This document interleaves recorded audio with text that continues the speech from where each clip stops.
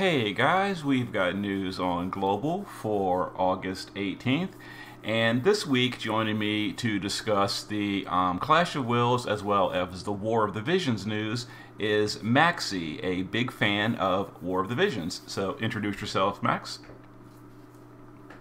Hello, Cesar. Thanks for having me here. I am aware that I was not an easy customer with, well, life circumstances and all, and I was trying to pinpoint this precise set of news in the War of the Visions, which was a bit unpredictable, so it was a lot of trouble to get us to this point.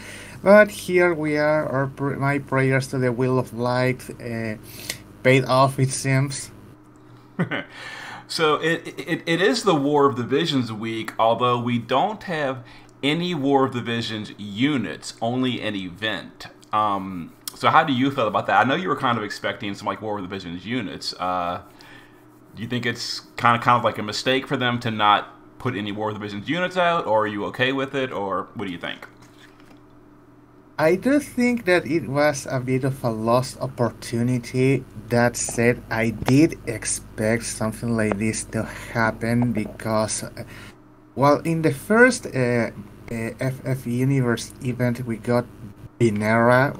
Binera is a global unit. She debuted in global. She was imported into Japan, so that tells me there is some sort of coordination between both sides in who gets what and when. So, well, FF Universe is a global only thing, very curiously.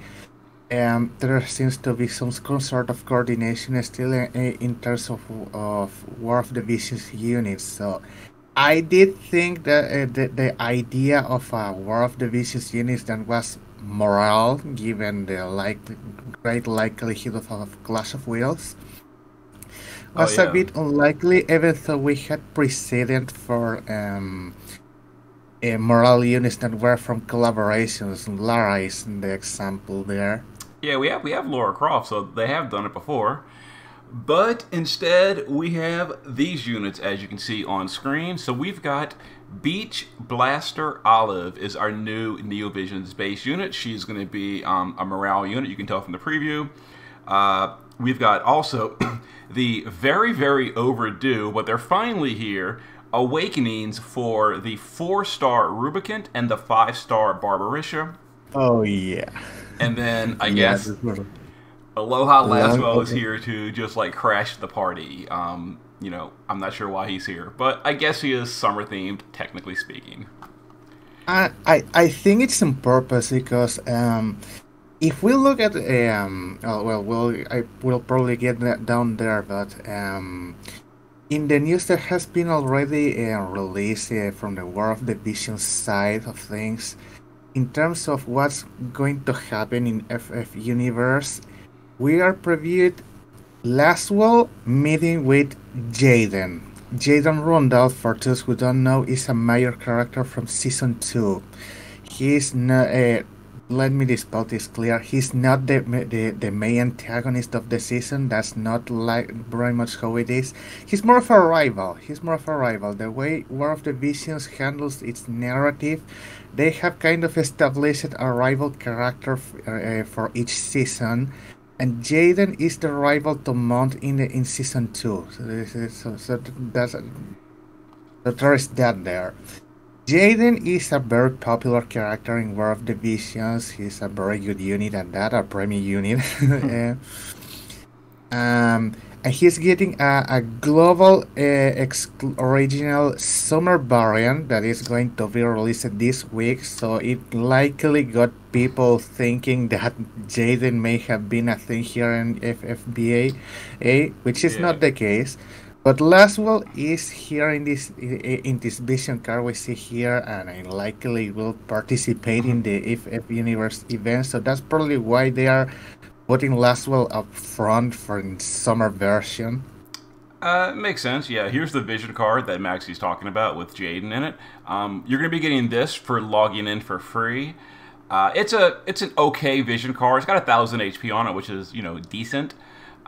But it's not like, you know, top tier, but it's a free card, so it'll be useful for some players. And yep, the guy that Maxie's talking about, Jaden, is the dude on the left that is dueling with Laswell. So that's pretty cool.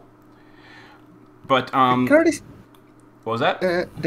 the card is interesting because last year for the first FF Universe event, there was a card that featured Mont and Rain, that was like a crossover card, which was an FFBA thing that happened to get exported in World Divisions and in both versions of the game at that. Japan has that crossover card despite the fact that they never, to my knowledge at least, have had ever an FF Universe event, so that's an interesting thing to happen.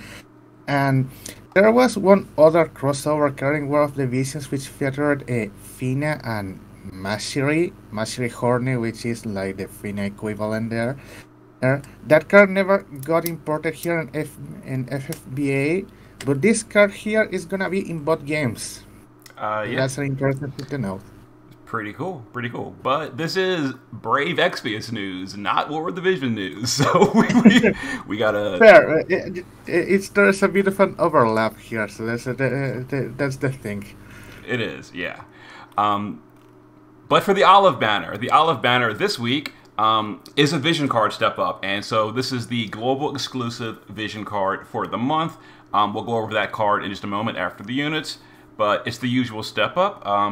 I think it's like 28k for the card, and then you got to go like 20 more k or something like that for the pity if you go for all the way for Olive. The units are here. And here is our new unit. So the first thing people might realize is it is a super limit first unit. This is the first global exclusive super limit first unit. So how about that, Maxie? Are you excited? Are you a little bit upset like apparently a lot of players are? I personally don't mind SLB units as much as some other people do. I understand why they don't like the mechanic because it doesn't allow them to have two sets of equipment. Now, I'm of the following line of thinking. If damage is an issue, you let tanks to handle it. You let somebody else to do the dirty job of taking the blows and the not brawl reset and the like, so everyone else leaves. So that's not that much of a concern to me. So SLB units also tend to have bigger resistance than normal to make up for it. And there's also the point that it doesn't have to be this unit that we use, even if, well, the point is to pull and use them. If for some reason the unit is just not up to the task, then it better use another unit. Like that's the idea of having multiple units, so you can use the one that is best suited for the situation. So if the SLB unit cannot survive a fight for whatever reason, then best use something else. That's my thought. Well, that is true, but that's not really a good selling point, saying that because they're SOB and they can't survive some fights, just use someone else. That's almost sounding like just pull someone else. Like don't pull for the unit. That's true.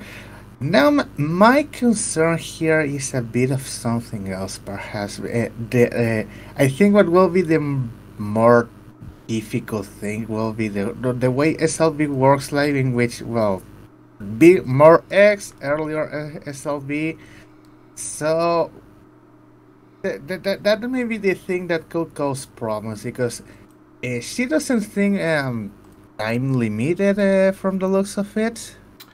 Well, Olive is a mage and a debuffer from her icon, so she has, you know, the debuff role and the mage role, which is kind of weird for Olive because she's, you know, in the past has been a physical unit, but now she's a mage, I guess.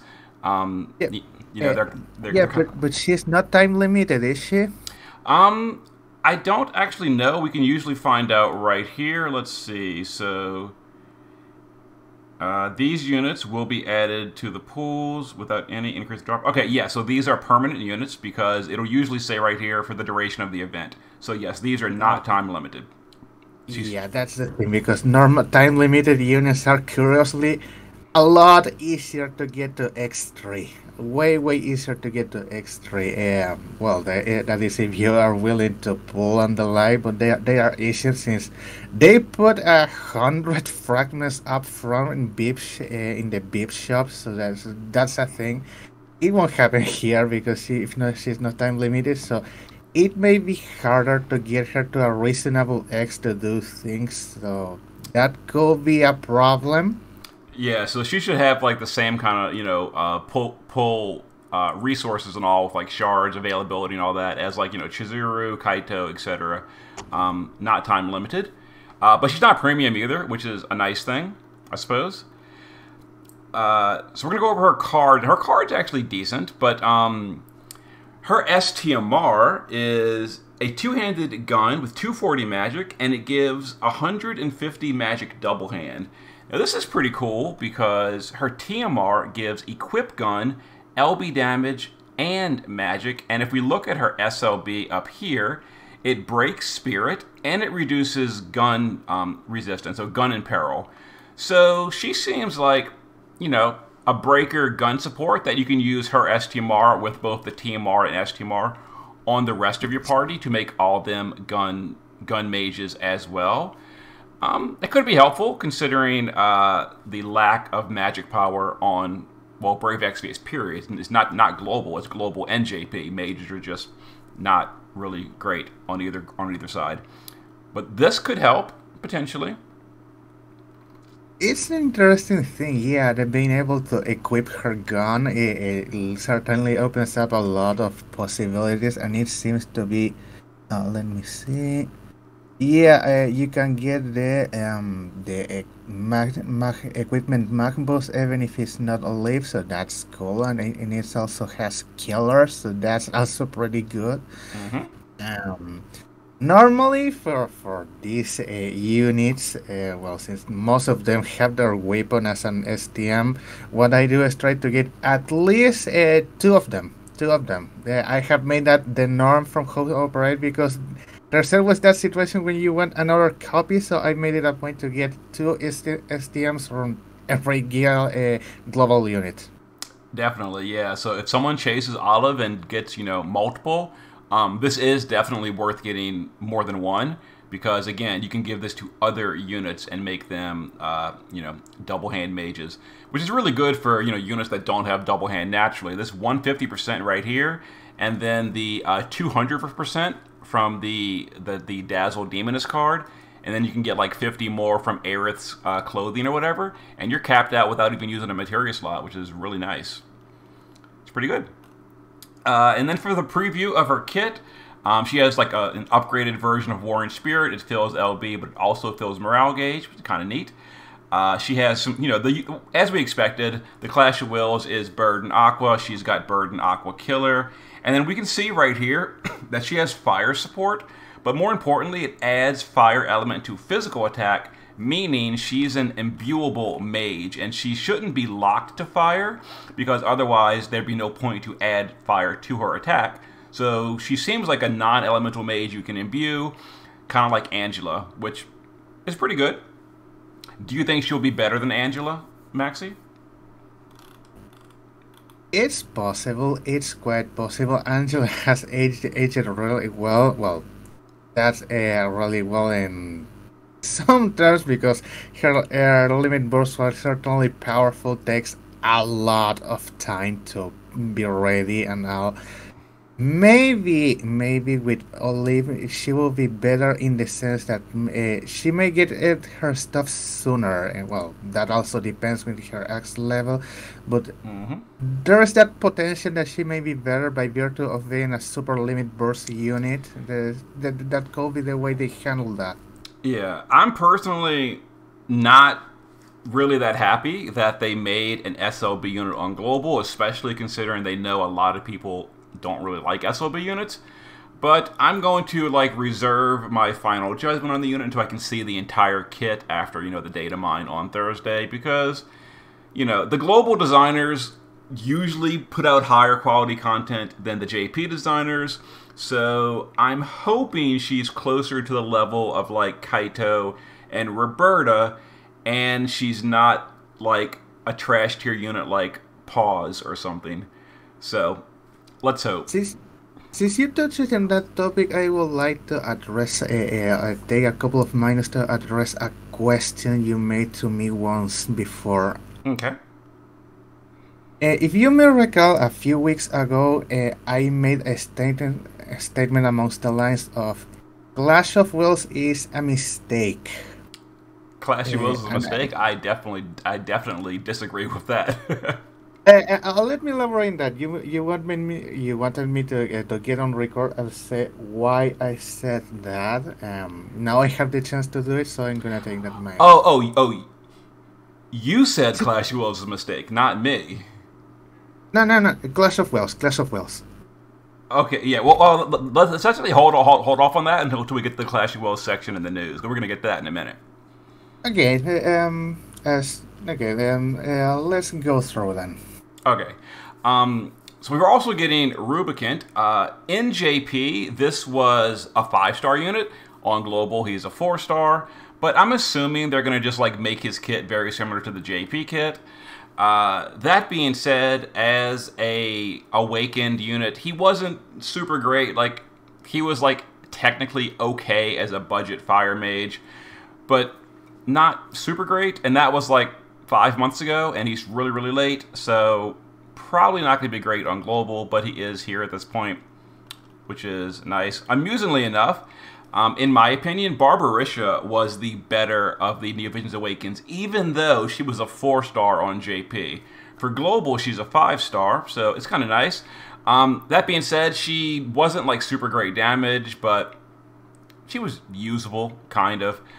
But this is the cool thing. They are upgrading the STMR and the TMR of Barbarisha. Now on JP, the STMR adds 100x modifier to Tornado that you can give to anyone. It's really good if you give it to Renoa, because she buffs Tornado mods even higher.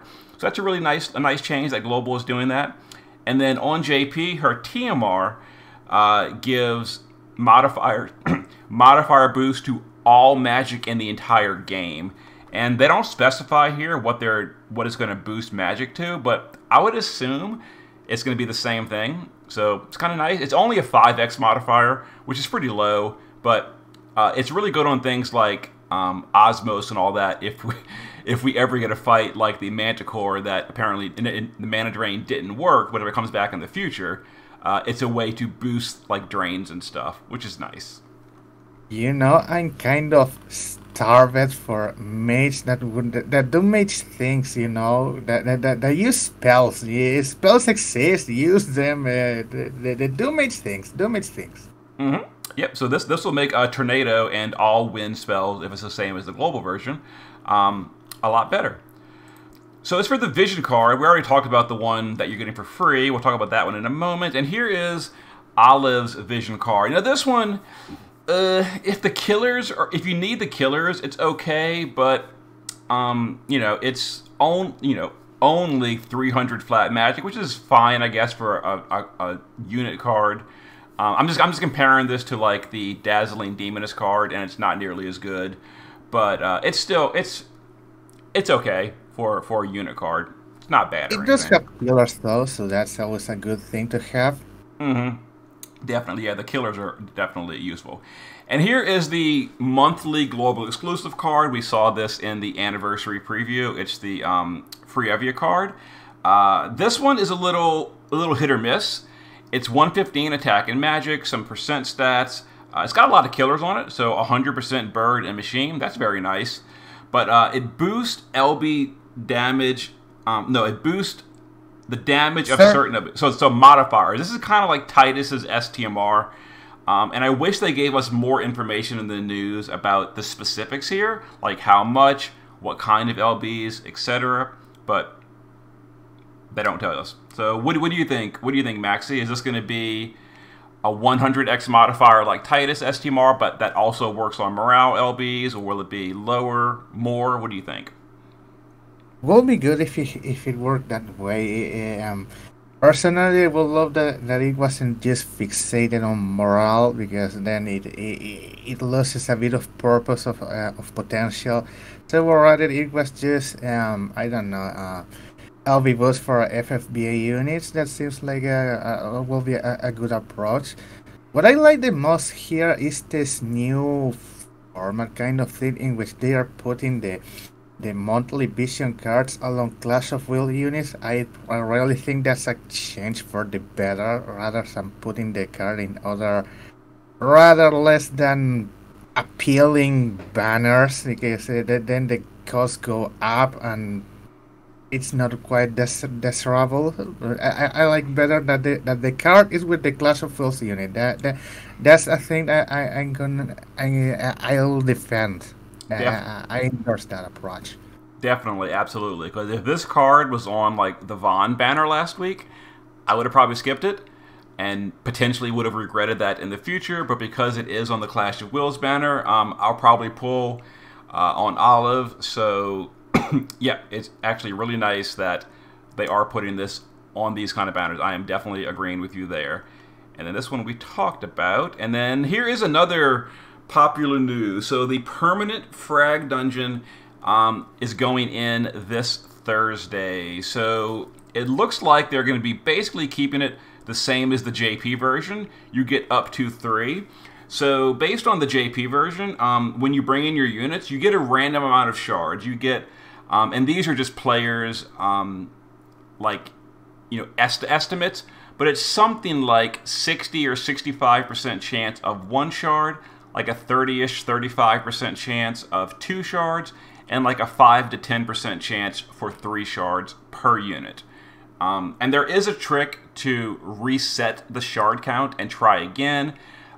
We don't know if Global is going to be adjusting that or keeping it the same. If they keep it the same for Global, I'll put out a video and show you how to do that specifically if they keep it. If they don't keep it, then ignore what I said. We'll find out on Thursday.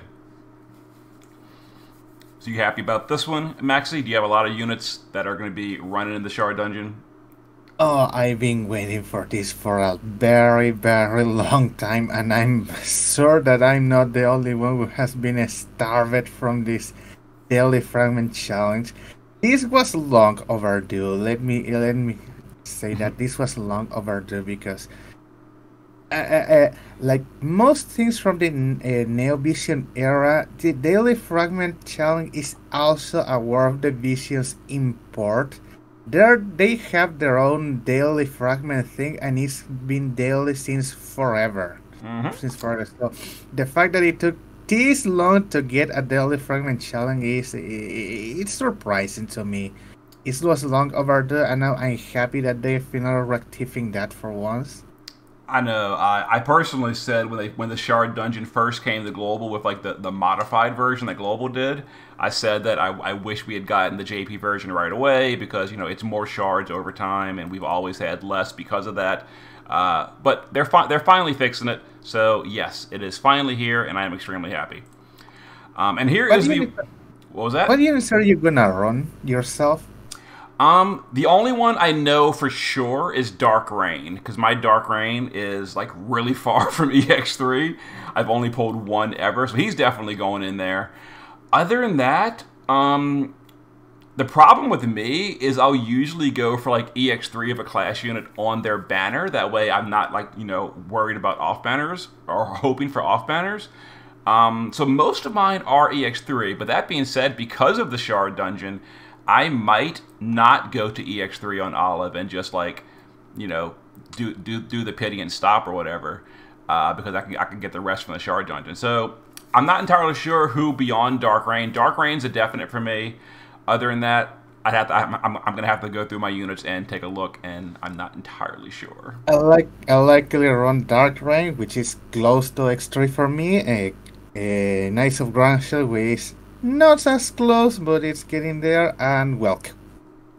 Oh yeah, sounds good. Yeah, for me, like those I already have the X3, so they don't help me too much. But if I didn't, I would definitely. Yeah, you definitely kind of want to prioritize your premiums in the Shard Dungeon because they don't get their card until EX3, so it's a bigger deal for them to get there. So this is the War of the Visions event, Creeping Malice. It looks like it's just a daily boss. You kill him once per day. It's an EXT stage, so I assume it's going to be, somewhat challenging. We'll see exactly how much on Thursday. It's a demon and aquatic, weak against lightning, so, bring Esther. And then some other stuff. I'm pretty sure it's going to be a relatively easy fight. But this accessory seems kind of neat. It does say inflicts berserk at the start of the battle. Oh, it does. Okay, that's interesting. So I guess make sure you've got a passive provoker on your party that you don't need on turn 1 because they're probably going to be berserked. So that's pretty cool. Interesting. Yeah, that's a good catch. Good catch. So passive provoker for that. And this amulet seems. This amulet doesn't seem as good as the last one we got, because the last one we got auto-casted break immunity, which was really, really nice, I think. This one is not as good. It auto-cast some racial mitigation, but only 10%, so it's a little low, but it's fine. I don't think this kind of works for morale, does it? For morale, no. These kind of auto buffs don't work for morale. The morale stuff is things that are a cast per turn. Like auto regen is a permanent buff, so that is not a morale booster. Same thing as that. This is a permanent buff, and it won't affect morale gain, unfortunately. The resist may be nice though. 35% to 3 elements is better than I don't know, Awakened Range STMs or Garland's Cloak. 35% is a little bit higher, not too much, but it may help. It may help. Yep, it's decent. And then, so players, if we get up to 400,000 total clears, we'll get some tickets, 1,000 lapis, a 4-star ticket, etc. So, go in here and clear the Mind Flayer guy. And we're also getting a War of the Visions item world. Mostly it's whatever, but this right here is now this looks like a one-hander. It doesn't say two-handed, but it does say that you can upgrade it through the enhancement menu. So maybe it upgrades to a two-hander, and this could be good. Unfortunately, it doesn't show us the final two-handed stats of it. Like, I assume it's from this. I don't know, but yeah, we don't know the final stats, so it may or may not be worth bothering once we see the stats. No idea. It may be better for Elena, it seems. I think so. It could be, yeah. Currently, I usually use Frievia's STMR, and then people that have it can use Dragon Knight Baran's STMR, and those are both really good on Elena. So this would have to both go to two-handed, and then also have higher stats than those weapons, which seems unlikely for a free item, but maybe. We'll see. We're also getting the story update, which is just, more of the story. We're going to fight Van Harma, the Omega weapons, etc., which is interesting. But this is the important part. These were due last month, and they got delayed, but we are getting them now. So this is the special story gear for the Season 4 unit. So Javi gets some boots. Now, these boots are pretty whatever. They don't save Javi. He's still a pretty bad unit, so we're not even going to worry about that. This is one of the cooler things, though. This is what I talked about this in a previous video. These headgears for Runda, you swap between them. You only have one at a time. One of them works on Tyvis's regular LB, and one of them, this one, works on Tyvis's super limit burst. Now, obviously, you want to make the one that does Tyvis's super limit burst, but basically, it increases Tyvis's SLB to somewhere, I think, around 710x modifier. So it's kind of like a Fran and Balthier situation. You've got Runda that buffs up Tyvis as well. So it's pretty cool. What do you think about that, Maxie? I want to ask about that. How strong is Taivas in Japan, even with this buff? Because my impression has always been that Taivas is very much get him for his Taiva spirit, but I'm not sure about his damage potential. Does it get better with this, or is just Um, whatever? Tyvis does get a lot better in the future from his own chronicle or his own story gear. Tyvis gets his TMR greatsword upgraded through like a chronicle system. You know, it goes to like +1 or +2 or whatever, and it gives him a ton of buffs. It gives him the chain cap increase. It gives him Omni Killer. It gives him like an extra 1,000 or 1,500 attack power. Yeah, it makes him significantly better. That is not here yet. That'll be coming in the future. Now, as far as Runda with the whole Tyvis thing, it's questionable. So Runda plus Tyvis divided by 2 is still a lot weaker than most of our meta units. So for like the best of the best players that have all the top gear and units, it's not going to be anything special. But for players that are like, you know, more on a budget but do happen to have Tyvis, it can consolidate things like killers and all by using, you know, a 2-for-1. Same thing as Balthier and Fran. And then Tyvis can be decent. Still not great, but definitely better in a way. I don't know. I'm personally not a big fan of Tyvis with this because I feel like it wasn't a big enough buff. Because, you know, 700 modifier divided by 2 is, you know, only 350. And when you've got people like Chizuru with, you know, Tyvis' spirit and all, is at like 450. She's got 11,000 attack power. You've got things like Esther with Sylvie, and she's got, you know, way better, and Sylvie's coming anyway. Like these units, that's the thing for me. It doesn't really bring Tyvis to the top of the meta, and that's usually what I focus on is like top tier units, and he doesn't really get elevated that high. But it becomes a lot Maybe better. maybe an intrinsic ability could help there. We know what it did to Elena. It could. Intrinsic abilities could absolutely help. Unfortunately, and that is something I forgot to mention about this just news in general, is we are not getting any intrinsic abilities or upgrades for old War of the Visions units. So it is a War of the Visions event, but Mont, Stern, Venera, as usual, they are all being ignored. They are getting no enhancements, no crowns, no intrinsic abilities, no anything. You Nothing. know, I'm personally angry. Not at the lack of intrinsic abilities. That's not what Elite annoys me. What got me really hard was the way they made King Mon's kit, which I don't know what the idea was behind making the majority of his kit a grand disability. Like, why when his abilities aren't that great? I mean, sure, he has a 100 resist buff to all elements, but so those Elena, which is a cooldown and not a grandis, so another Oh yeah. things are an attack mag break, I think, and Oh yeah. some more things that are just minimal stuff. So why grandis ability? Like, what was the point behind that? That made me angry. That made me angry. Yeah, that's why, you know, no offense to the War of the Vision lovers, but that's why I kind of said that everyone should skip King Mont because he just was not done well as a unit.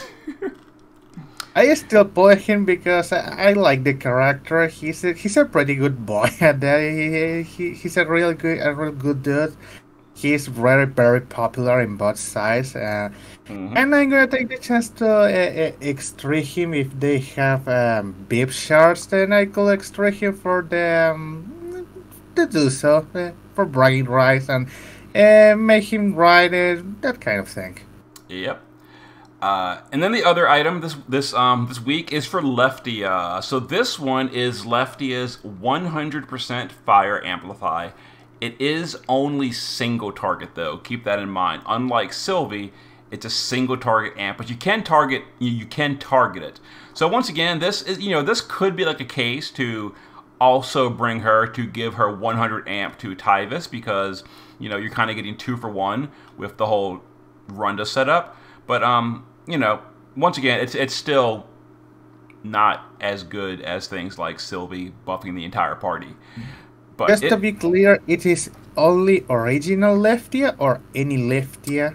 no, it is just the original Leftia. This will not work on the Warrior's Prayer Leftia. Uh, Yeah, oh, that's it is not just the wasted potential. Oh well. just the old one. But it is a 100 fire amp. It is just like the others where it ramps up for 2 turns. It goes 50, 75, and then it autocast to 100 on 1 target. But it's decent. And then the last thing for the week is Raxolotl, the Aqua Bird for Clash of Wills. So it looks like a little tadpole or like a little Pokemon. Not the most threatening boss, at least the way it looks. So I don't know. Yeah, looks like a winged iguana. I'm not sure. Definitely. Its sprite is cool. Its sprite is cool. Let's admit that it is unique. It is something appealing to that design. It's weird, but it's eye catching for sure. It looks cool. So it uses earth and water magic. So if it's a magic attacker, it means Chow is probably coming back. This is a little bit amusing right here. So it uses physical attacks that ignore, cover, and provoke. It also gives himself Mirage. So this is going to probably make the riser clears either impossible or a lot more challenging. But yeah. It will be interesting how this tests the new Olive, because if this boss ignores cover with its attacks and provoke, then she may get damage challenged. Maybe, we don't know for sure. But her being a mage, how will it fit if he is a mage or if she's a physical mage? It will be interesting how she mixes in this fight, because it seems so far stacked against her, but who knows? Maybe she has something to deal with this nastiness around. It's possible. He gets stronger below 50%. You got to deal with the proper elements, and this is the one that's a little concerning. He counters if you break his attack or magic. So that's a little questionable, because if it's like a really lethal counterattack, like you really can't break his attack or magic at all, that basically just like shuts out the majority of units on global that have any breaks at all, because like, Vaughn, Kaito, Emperor, even as low as Jesse, all of these units autocast their breaks whether you want them to or not. There is nothing you can do to turn it off. They will autocast a break.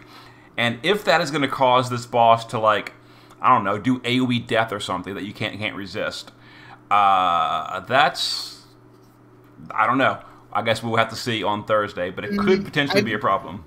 It could be, but I don't think it may be that severe, because nowadays most breakers break all stats at once. So if it counters in a way, so taking that into consideration, if it counters in such a way that is an instant game over or something like that, and how do you cap this monster if you cannot even break its defense or spirit, since that's going to be in the pack as well? Well, if I had to guess, I would say it's right over here, because if you notice, Olive only breaks spirit, and Wilk only breaks defense. So this might be their way to be like, oh, you're not going to chase Olive?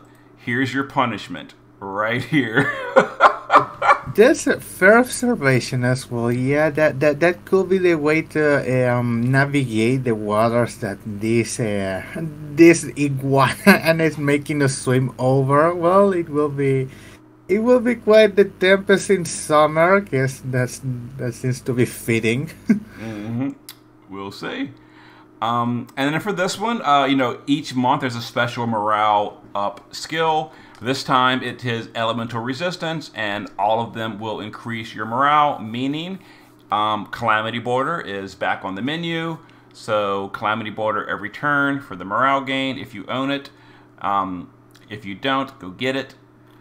And yep, all the rest of the old information. So that's pretty much the news for the week. But then you said you wanted to mention something about Clash of Wills, Maxie? Oh yeah, let me elaborate All right, on what I said we before actually got about. to go kind of quick though, because this video is already longer than it should be. So go Okay, ahead. okay. Here's the thing. Clash of Wills is its own thing. It's its own mechanic with the whole morale thing, which is a pretty interesting innovation. Let's be clear. You need morale units to clear a Clash of Wills event. There is no way you can cap with, I don't know, Balthier, Fran, or something like that. It's not going to happen. You need morale units for that. So it causes this phenomena where you need certain units to clear that new content. But here's the thing. Only the global units can have that morale thing that allows you to compete in the exclusive meta that is Clash of Wills. But if they just were just morale units and nothing else, it will create quite a situation in which you have to pull for two sets of units, the ones from global and the ones from Japan, and that will cause quite the upheaval. It won't sell well. So what happens is that the morale units are good at both their morale thing and outside the Clash of Wills, but that also makes the Japan units to look not so great in the grand scope of things. Like their design has been pretty bland at that, and they certainly cannot hold their water on Clash of Wills. So so it causes this situation where one set of units is not as appealing anymore, and where you want to get the global units for the maximum That bang is for your buck. Yeah, that is pretty true. That's pretty much why most people recommend you just not pull for JP units anymore because they are just not that useful. And it's kind of a betrayal of the brand because FFBA always branded itself on nostalgia. Like you could use Agrias, you could use Lightning. Lightning, yes, I mean, Noctis got released, simultaneously released to match the release of FF15. So that was a cool thing to do, but it has been lost. Like I think with the Clash of Wills is a fun event. Don't get me wrong in that. Sometimes a bit stressful, but it's a good event. But it has caused a situation where one set of units is not as appealing anymore. Like global is seeing a bit of being too global here, and it has gone in a different direction, and it has caused this issue. That is true. That is true, and I definitely agree that Final Fantasy units are neglected, and I don't like it, especially my favorites. Like I've mentioned it before. Like Bart and the upcoming Kuja is pretty much terrible, and that's really unfortunate. And I'm not happy about that, but it is kind of what it is. But we do need to wrap up this video, so I want to say thank you again for joining me, Maxie, to talk about this. Thank you for having me. And once more, thank you for having the patience of keeping with me because I know it was not easy. I really wanted to nail down this set of news, and I was able to. Wasn't quite what I expected, but it's still a lot of good things. I'm still pretty happy about the FF Universe thing because it has a cool story, and I'm expecting great things from both games, really. All right. Well, I will see you guys later.